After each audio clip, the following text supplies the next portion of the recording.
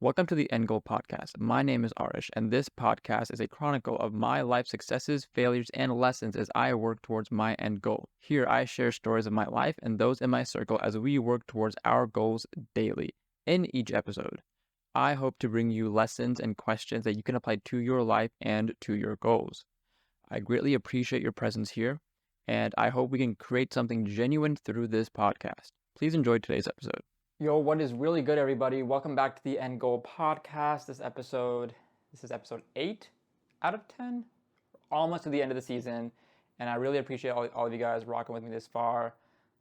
This season was an experiment to see if I liked this kind of content, and I think the overwhelming feeling is yes, I love this kind of content. It really just lets me talk, and that's what I like to do, is talk and try and share my views, my experiences, my lessons with people, and hopefully it helps them. I think that's literally all I like to do. So being able to do that is dope, and I actually like this format a lot. And being able to stay consistent with it is cool. Being able to stay on top of it is cool. Being able to pull the clips out of it and do things with the clips like I want is cool. Making a whole theme about it, about the end goal, is all very cool, and it's very genuine from me, and I really enjoy that. This week was pretty cool because I got the opportunity to share progress of one of my upcoming projects, one of my upcoming companies that I'm starting and building, with my friends, asking for their feedback, asking for their advice, asking for their thoughts. And originally, in the past when I've done this, people have just said, "Oh, that's cool, dope. Let me know when it drops. I'll get one. Oh, that's cool, dope. Let me know when it drops when I get one." But nobody ever gave me advice and feedback. But this time, because I had the right homies around me, and I asked the right people, and I actually asked them questions when I sent them the product sample and the ideas. They actually gave feedback, and like actual constructive feedback along with their thoughts. And it was overwhelmingly positive. It was just really cool that they also said, maybe you should try this, or maybe this, or I agree with you with this, and things like that. And one of their points of feedback across, I think I sent it to maybe 10 people, if not more than 10, because I sent it to one of my group chats. So I probably sent it to more than 10 people. One of the more common pieces of advice was like the same throughout 5 or 8 people. And it hit me. I was like, well, if they're all saying this, is that because what I'm doing is bad or wrong, or is it just different? And I had a call with a friend of mine Sunday night. Shout out JK. He talked to me, and I told him that. I told him like what it was. I'm keeping everything vague and anonymous, unfortunately, because I want to keep it on the down low until it's ready to like launch and give it to all you guys. But I told him about this like common piece of advice that everybody gave me, this common point of feedback, and he said, well, maybe don't think about it as you have to follow their advice, or you have to do what they're saying because that's the feedback. Think about, what if they're saying that because that's what's common, that's what they all see, and because that's what's all in the public. Maybe going with what you're doing is because it's different. Hopefully, it'll catch more eyes, or it'll just be different from what's already out there. And I was like, I like that train of thought. And that was kind of what I was going for, is trying to make it a little bit different the way I want it, which is different than how the public looks at it.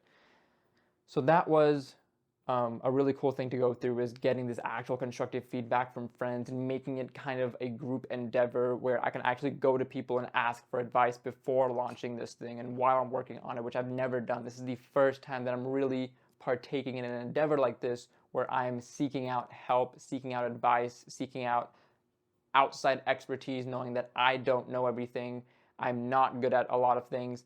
And if I want to succeed, I have to get help from people, which is why I think it's going so well, because I'm doing exactly what I usually don't do that hasn't been working. I'm doing something that does work.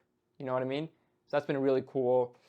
I've been back in the gym this week, for the past couple of weeks. Wrist is still really messed up, but I try not to like aggravate the wrist as I'm using it.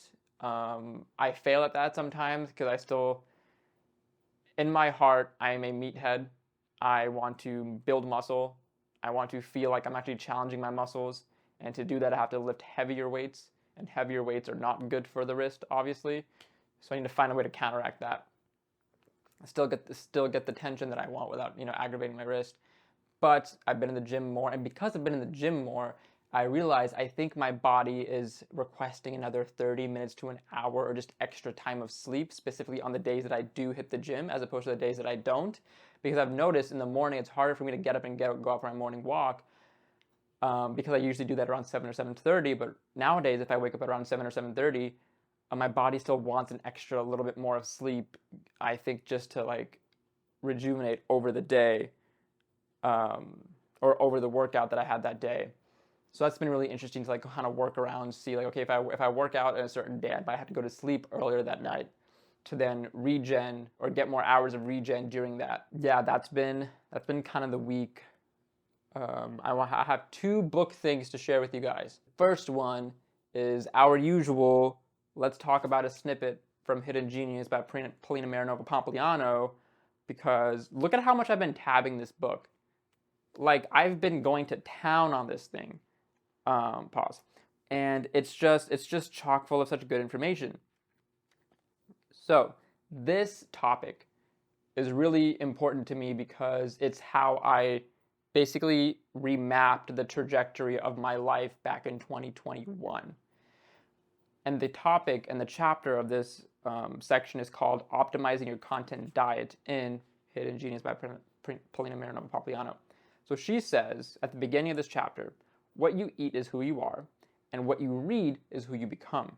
While most of us are willing to invest in our health, we often neglect our content diet, which is the information we feed our brains with on a daily basis. So the content diet is something that I learned of in 2021 that drastically changed the way I was seeing and viewing my environment in life. Because I was just going through Twitter and social media and YouTube and all those things with just, oh, whatever the algorithm spits at me, I'll just let it do what it does, and I'll just go through it.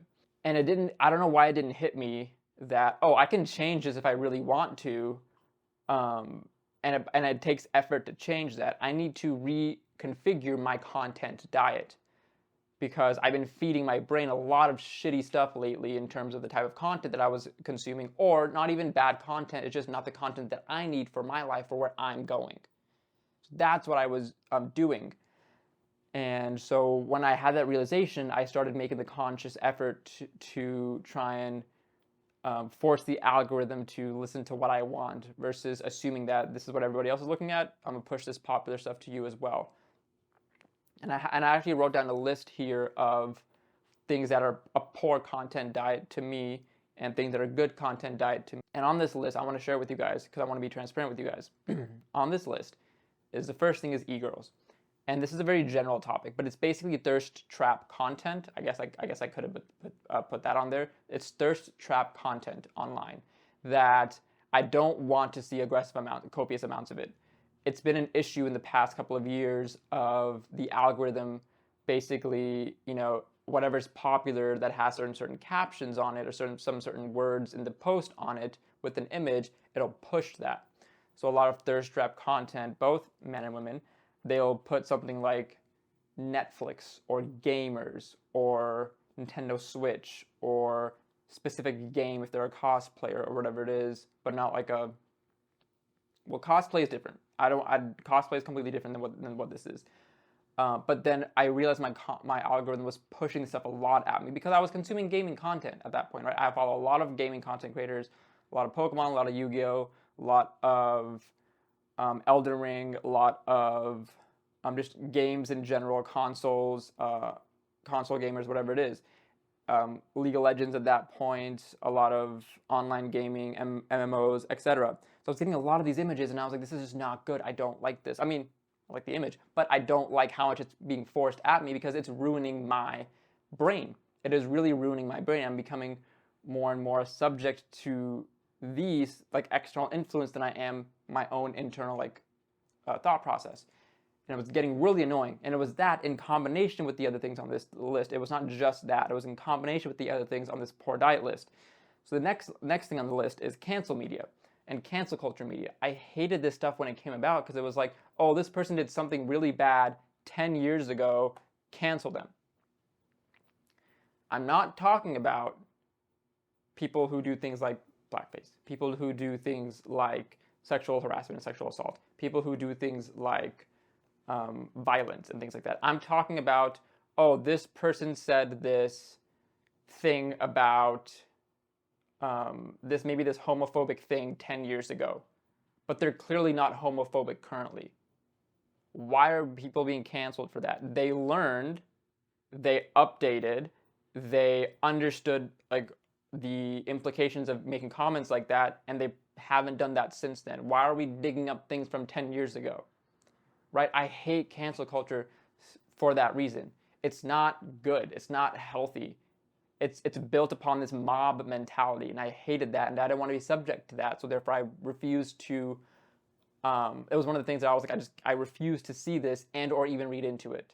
I don't even care if it's valid or invalid at this point. I just don't even go towards it. If it's valid, I'll hear about it through some other venue. If it's invalid, I'll also hear about that through some other venue. But I will not go out and seek it and find it and like get into a rabbit hole on it.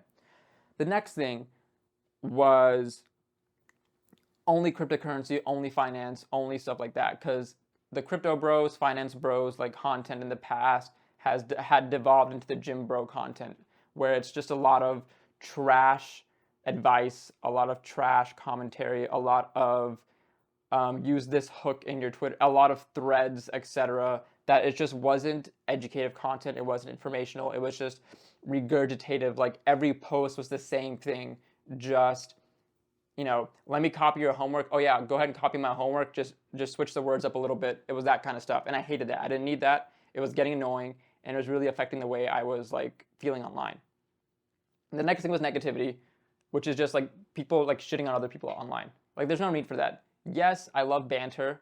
Yes, I love making jokes, but there's no reason for you, a nobody, and for me, a nobody, to go and comment on somebody else and say something hateful. There's no reason for that, right? They have people in their lives who should be the ones to tell them that, hey, you're doing something wrong. Hey, fix this, whatever it is. That's not your job. It's not my job. Stop being negative all the time, okay? Go out, touch grass, get some sunlight, find some positivity in your life, okay? Stop being negative online all the time. It's not cool. It's not fun. You're hurtful. You're weird.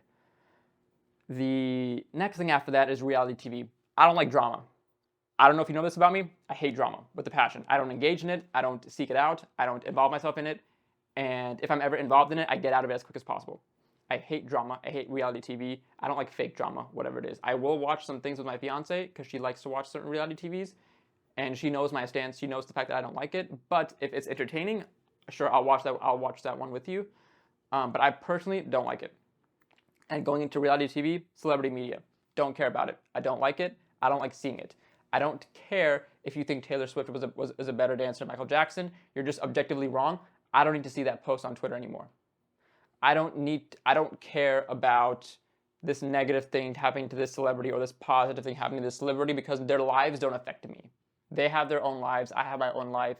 It's not for me to comment on theirs at all. I don't know them. And by the way, most of the time celebrities show you their celebrity side. They don't even show you how they really are.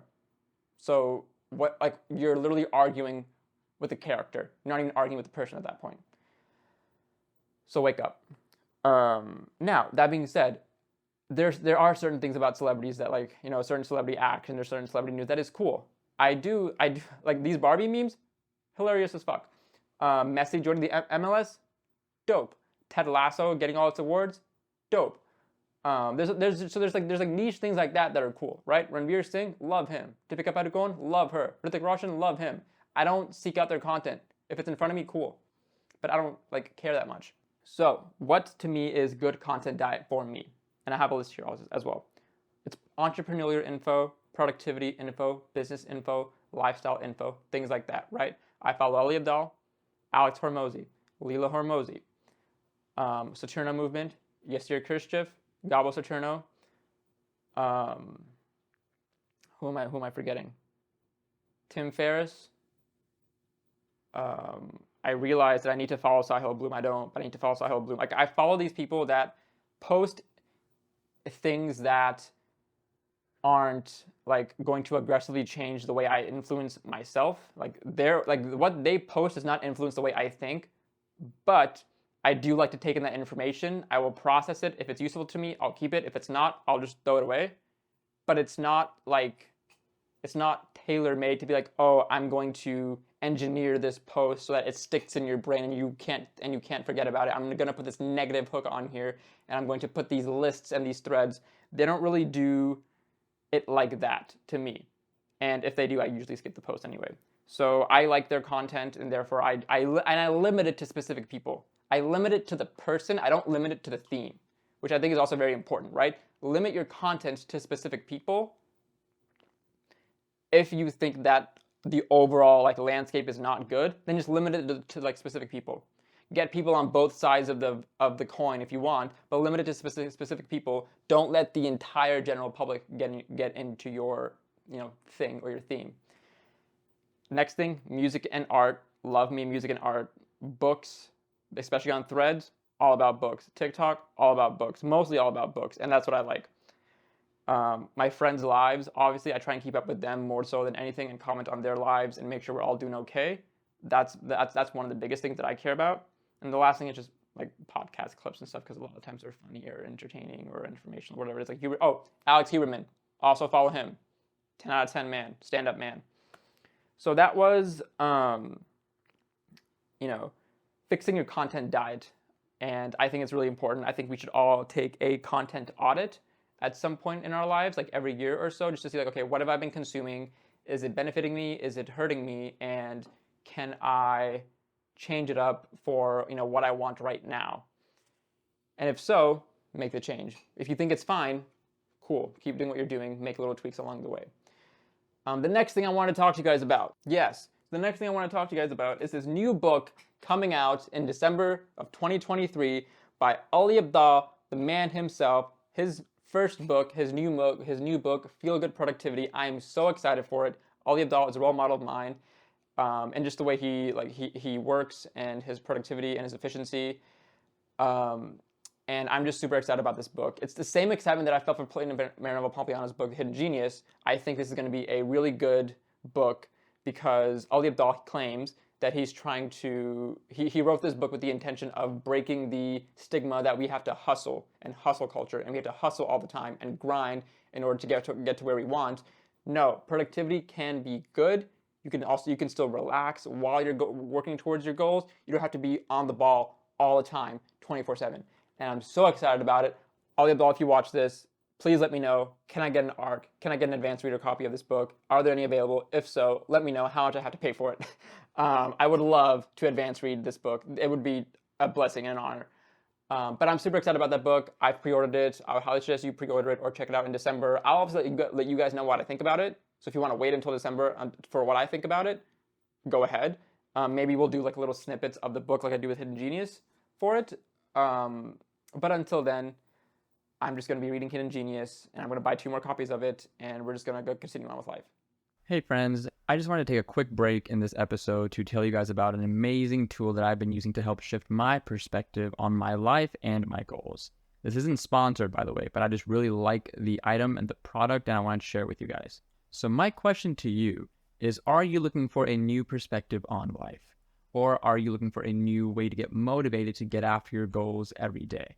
So the My Life in Weeks poster is an interesting visual representation of the average lifespan. The shaded part is every week that I've lived thus far in my life, and the open, unshaded squares are the weeks that I have left to live up until my expected passing of around age 88 is kind of the expected just average span. The reason why I like this poster and why I don't think it's as morbid as it sounds is because it gave me a new perspective on how to view my life. If you look at the poster a little bit more closely, years 0 through 23 were just the years of education in my life in my infant phase, right?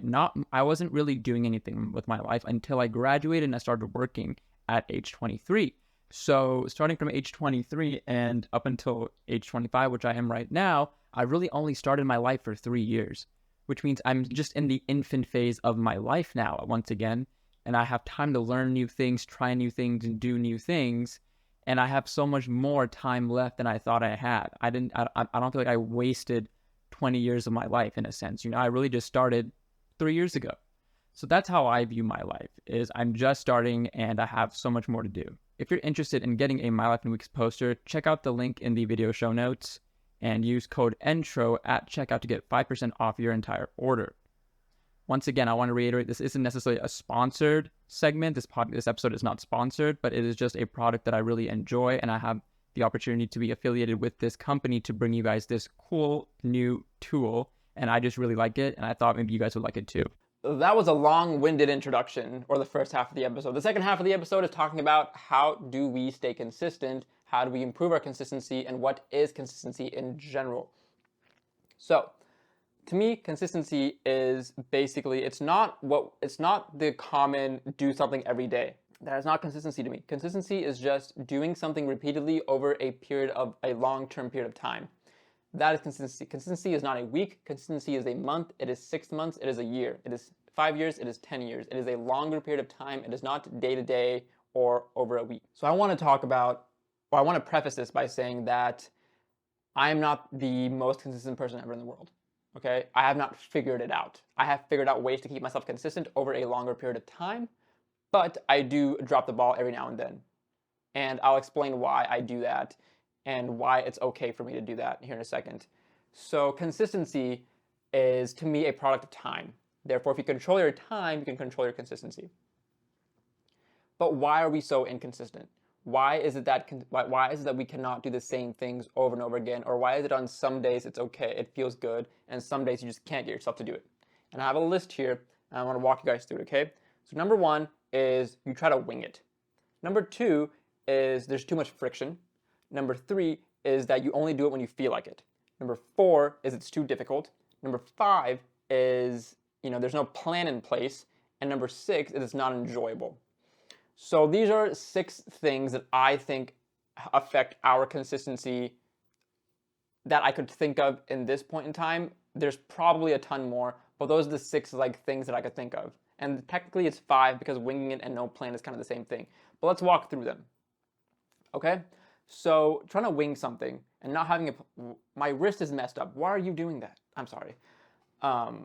So one of the reasons why we can't stay consistent is because there's no plan in place and we just try and wing it. We try and go by ear. We try and just do it as it comes. And then we end up not being able to be consistent with it. We can't get back on when we fall off, and then it's just a big issue. Consistency is a product of time. It's a concept of time. It has to deal with your time management. So if you can manage your time, you can manage your consistency. And the best way to manage a time is to have a plan in place and not just wing it. The best way to manage your time is to write things down, have a start and end date, have a schedule in place, have reminders on your phone, have it written down on a piece of paper, anything that gets it out of your brain onto something external that will then remind you or help keep you accountable or basically let you know this is what you need to do. That will help you with your consistency more than just I'll wake up and I'll just go out and do it. I'll remember tomorrow. It's fine. You won't remember tomorrow. I promise you won't remember. Take it from me, you won't remember tomorrow. Write that shit down. Okay? So the next thing is then there's too much friction. This is a really interesting topic to me because I think I heard it from Tim Ferriss or somebody else. And the idea of there being friction involved with your actions is really interesting. And it makes sense. So the idea of friction is basically there's some sort of mental or physical obstacle that's keeping you from being able to do what you want to do. So let's use an easy example. I like to go on morning walks. I love them. They really benefit my day. And when I can't do it, my day is affected 100%. I get that. But I don't go for a walk every single day. And here's why. Because there is friction involved, right? Let's walk through the steps of getting up and going out, right? You have to get out of your bed. You have to go to your closet or your bathroom or whatever it is. Maybe you brush your teeth before you go for your walk, or maybe you just walk first and come back and then brush your teeth. But you have to get up out of your bed and go somewhere else. You have to go put on your clothes. That means you have to choose what clothes you want to wear. That could depend on the weather. Or am I feeling a t-shirt, tank top, or shirtless today? And then you have to go get your socks. And then you have to go put on your shoes. And then you head out your garage or your door or whatever it is you need to get out. There's a lot of little steps in there that are involved that you don't think that they're actually having a big effect on you, but they are adding friction with every single step. So the first things first, right? Getting out of your bed. Yo, it's cozy, right? When you, especially in the winter, when it's warm in your bed and you have to go out into the cold and go for a walk, you don't want to do that. Nobody wants to do that. But how do you make yourself do that? So I'll give you an example from my life. I got a temperature controlled mattress from 8 Sleep. I love that thing. It is one of the best investments I've ever made in my life for my health. It is a temperature controlled mattress. It keeps things. I like to sleep cold, but when it's 90 degrees outside, it's because in Texas when it's 100 degrees outside, I obviously can't sleep cold just with a normal mattress. So the pod actually is basically just like it cools the entire mattress down, and I sleep cold, and then it increases the temperature to like a normal level when I wake up. So originally when it was like if it's too hot outside or I'm cozy in my bed or when it's cold and I don't want to get out of my bed, it's hard for me to take the covers off and then get out of my bed because there's a different temperature that's about to hit my body and I don't want that. But the way that the pod helps me is it regulates the temperature for when I wake up so that there's not as much of a difference between the external temperature of my room and then the internal temperature of my bed so that hopefully it's easier for me to get up and get out and not have to worry about, oh shoot, I'm feeling super cold right now, or oh, I don't want to get out of this warm bed. That's one thing I did in order to reduce that friction. The next thing is obviously like what clothes do you want to wear? A lot of people, I don't do this, I don't really have a problem with it, but a lot of people will like put their clothes out the night before they want to wear the next day to reduce the friction of having to choose when you're like half awake or half asleep in the morning and you're groggy.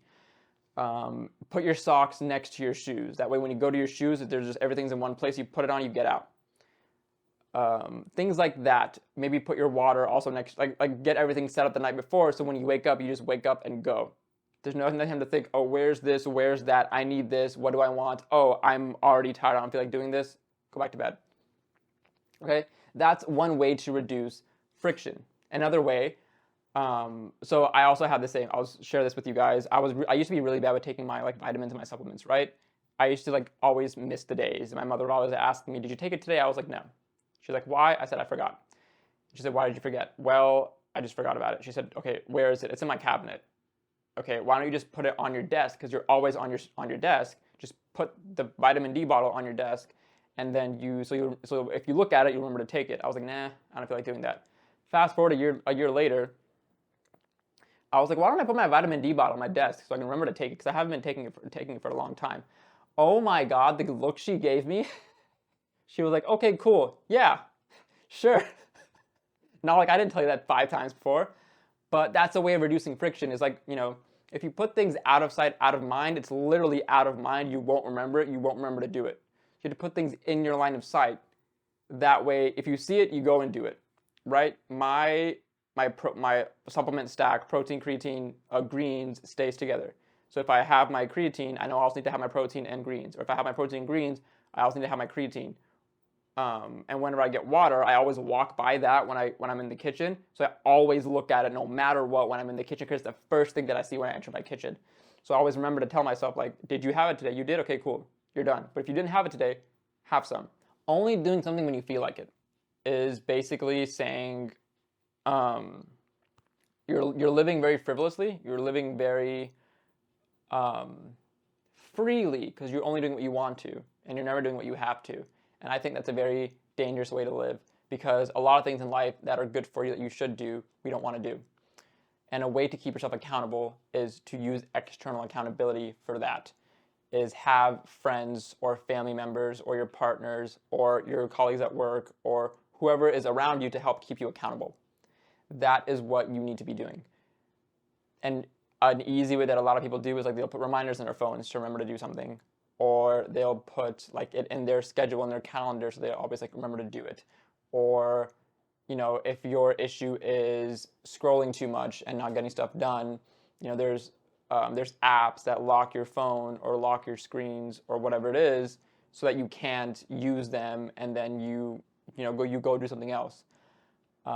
So those things can help you do something when you don't want to do it. But a lot of times it's really hard to keep yourself accountable. one thing that I like to do is I like to like actually talk to myself. There's a lot of times that I'm like, I really don't want to do this right now. And it happens with chores a lot of the times, like dishes or like emptying the dishwasher or loading the dishwasher or doing laundry or vacuuming and things like that, or just tidying up. And I'm like, ugh, I don't feel like doing that right now. But I then rationalize with myself, right? I don't allow myself to tell me, like my subconscious to tell me, oh, I don't feel like doing that right now, don't do it. I then have the opportunity to then talk back to myself and convince myself to then do it. And here's how I do it, right? So say, like tonight, I'm gonna go look at I'm going to go look at the sink, and I'm gonna see the dishes in there. I'm like, I don't feel like doing it right now.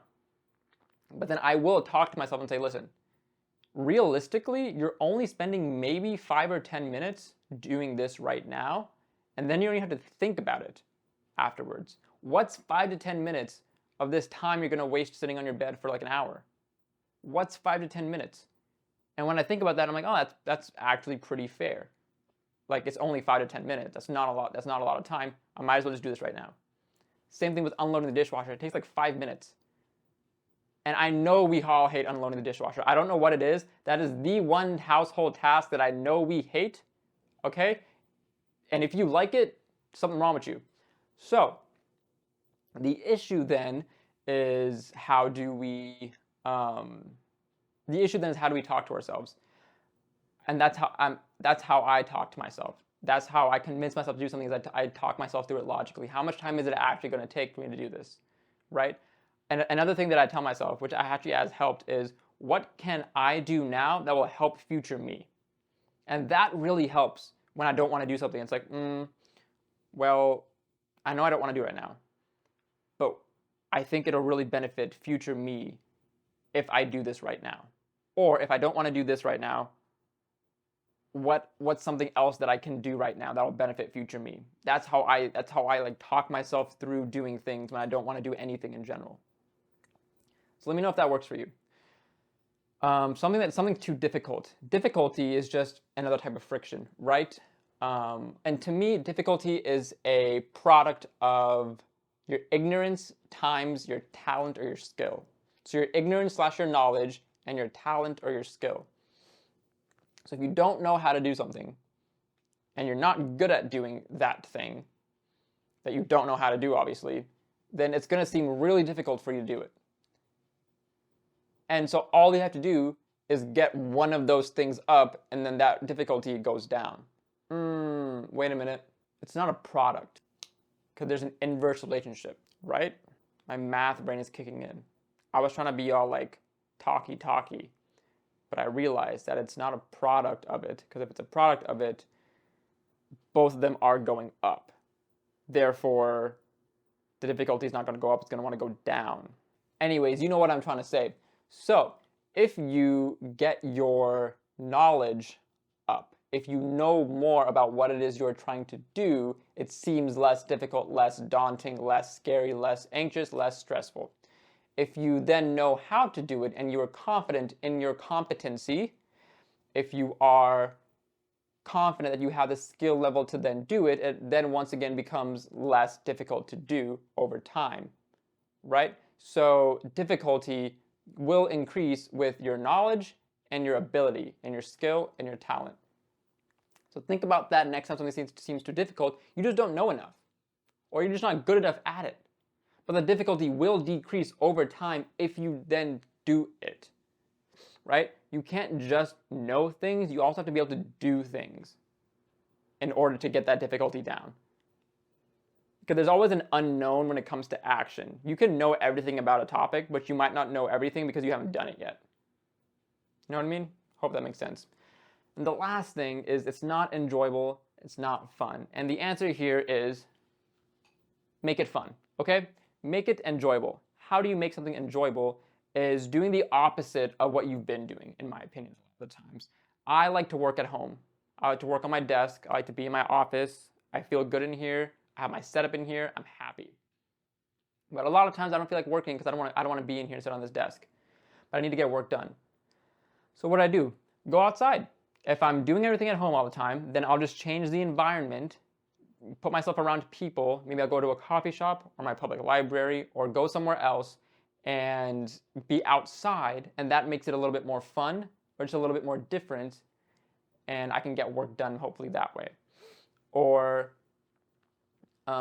if I've been around people a lot and I'm like, I don't want to go anywhere today, then just be solo for that one time and then get your work done. Maybe being solo is what you need that one time, and maybe it's also fun to be solo sometimes. Plug some music in and get to work. You can make it fun, right? When I go on my walks, like what made walking fun was podcasts initially, and then it was just music, and then I got used to walking. And so now it's really fun to listen to music and walk because my feet will move at the tempo of the song, and then I'll just be dancing with my upper body, which then also then spurs creativity of like, okay, if my feet are moving like this, my arms want to move at the same beat or at the same tempo, but how can I slow it down? Can I move it up? Can I like move my arms like wider, and can I use my space as I'm walking, etc.? It just spurs more creativity, and then it makes it fun, even if I don't want to go on a walk. So make it fun, and you hopefully won't have an issue with consistency if you can make it fun over time. If you have been doing the same thing over and over again, switch it up. Change your environment, change the people you're around, change the subject matter sometimes, and hopefully that change will then bring with it some sort of enjoyment. Those are my 6 reasons as to why it's hard for us to be consistent, and those are then my 6 or 5 counters to making it, or to helping you understand, here's how I can make it consistent. That being said, I really appreciate you listening to this End Goal podcast. This was episode 8, why we are not consistent and how we can improve consistency. Like I said, I'm not the most consistent person in the world. There's a lot of us aren't. We're not hard body. We're not disciplined. We're not. We don't like putting ourselves in a lot of pain and then just trudging through. So a lot of times we drop the ball. But like I said, just because you drop the ball once does not mean you can't get back up and then keep doing it. That does not mean you broke your level. You broke your cycle of consistency, right? To explain the whole thing about consistency being a product of time, imagine you're trying to build a habit, right? Habits are built over time as well. Just because, so let's say you're doing a 30-day challenge, because a lot of people love their 30-day challenges. I don't care for it because I know inevitably I'm not going to hit all 30 days. I don't care for 30-day challenges, but people love their 30-day challenges. So say you were pretty good for the first 8 days, but on day 9 you dropped it. Okay, well, you got back on day 10, you went to about day 20. You dropped it on day 21. Okay, but then on day 22, you picked it back up and went through day 30. So out of 30 days, you did something that day. For 28 days, you only dropped the ball 2 out of those days. Does that mean you were inconsistent? No. Does that mean you did something every single day? No.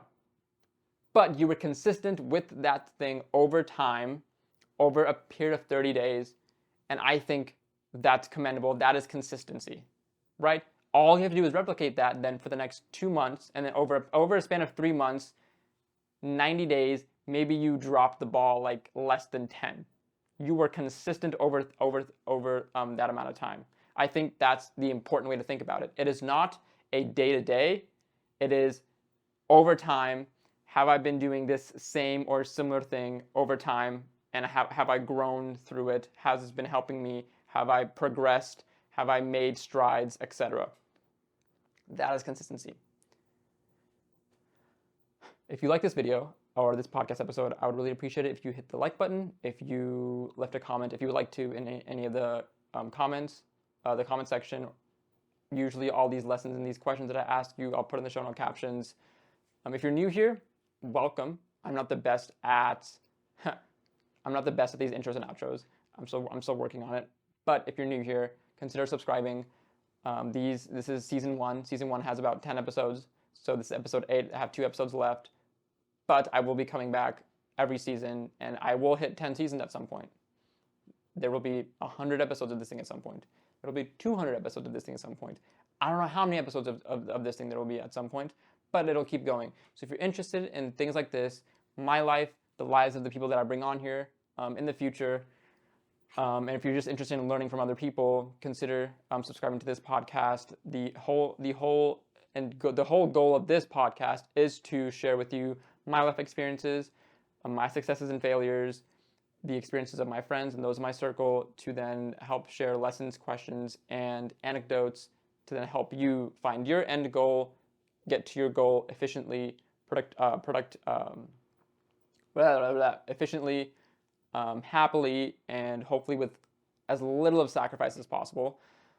I hope you guys have a great rest of this upcoming week. Hope you guys can progress on something, move towards your goals, have a great week, have a happy week, and come back next week, and I'll talk to you guys again. Later.